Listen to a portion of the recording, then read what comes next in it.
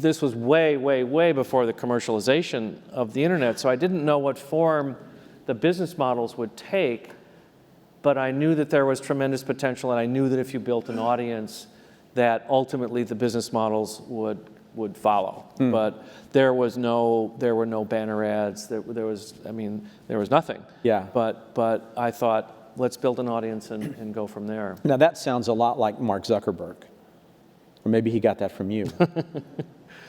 In terms of, that's what he said about Facebook. We're going to build a community, and then we're going to figure out whether it can be monetized. Right, and I think having had my experience in business school and my career in business, I knew that if you could create a brand and if you could create a consumer connection to that brand, that would be very powerful.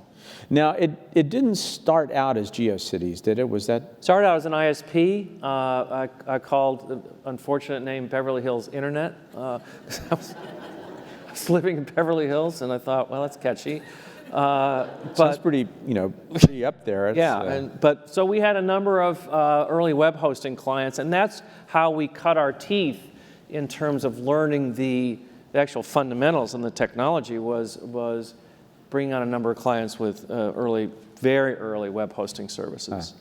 And then the GeoCities part of that evolved out of what you were learning as I was fascinated by webcams, and I still am. And I'll never forget when I saw, people here might remember the Cambridge coffee pot, which was one of the very, very first webcams. I thought that was the most amazing thing. And it was these engineers in Cambridge that rigged up a webcam on the coffee pot downstairs because they didn't want to get up from their desk to see if there was coffee. So they created this webcam, and to me it just created this whole sense of awareness that we hadn't had before.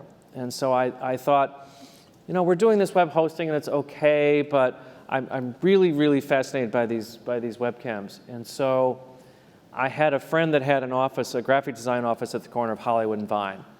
And I said, can I put this, I don't know, think we call it, can I put this video camera in your window? He said, yeah, what's this all about? So we bought Sun Spark stations, and there were no webcams, and we had a Sun Spark station and an interface card and a camcorder. And so we soldered the camcorder output to the interface card and wrote the software to refresh the image every 8 seconds.